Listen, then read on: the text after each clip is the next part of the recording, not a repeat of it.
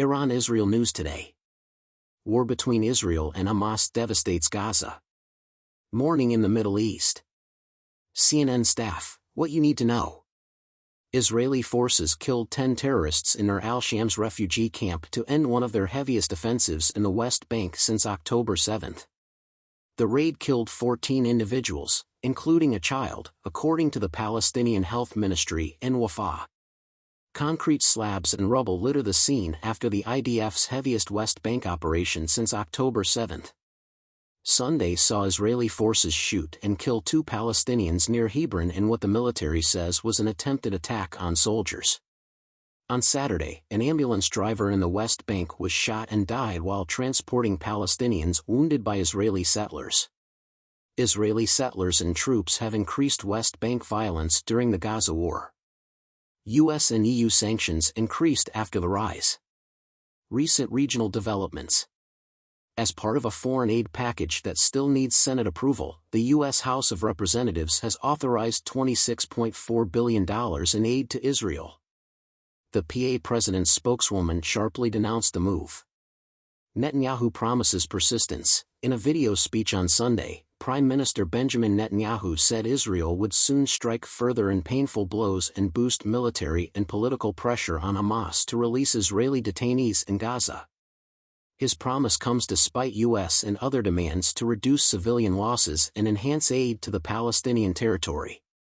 An Israeli official said Israel's military council convened late Sunday to consider hostage freedom. International mediators have conducted ceasefire and hostage talks for weeks without success. In his video message, Netanyahu said Hamas rejected hostage negotiation suggestions outright. Gallant and Blinken talk. Sunday saw U.S. Secretary of State Antony Blinken and Israeli Defense Minister Yoav Gallant converse.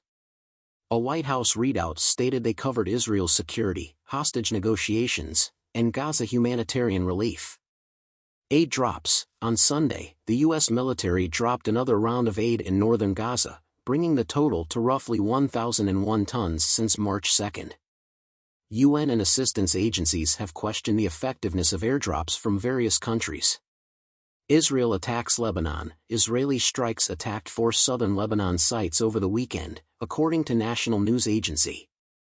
3 of 4 Israeli attacks targeted Hezbollah targets, according to the military. Israeli and Hezbollah fighters have exchanged fire and tit-for-tat since October 7.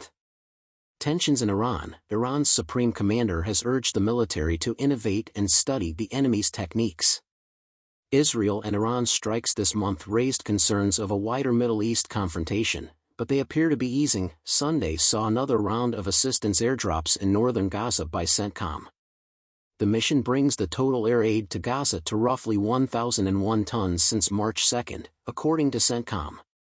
For U.S. Air Force C-13s airdropped 50,688 meals in the current exercise.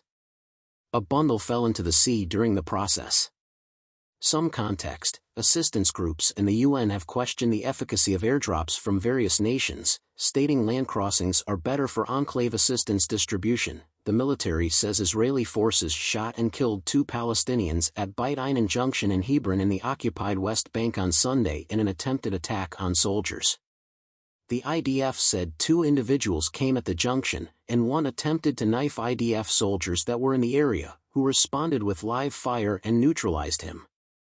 A second individual opened fire at the soldiers, who retaliated with live fire and eliminated him too, the military added. The West Bank Palestinian Health Ministry identified the 2 males as Mohammed and Musa Jabrin, 19 and 18. CNN cannot corroborate a video of the incident, but it shows a man diving behind a massive concrete block, which the Israeli military uses at checkpoints and crossroads to block traffic. He does not move and the footage does not show what he is carrying. Shots ring out after 30 seconds, and the man falls. 1 man appeared in the video. Israeli settlers and troops have increased violence in the West Bank during the Gaza war.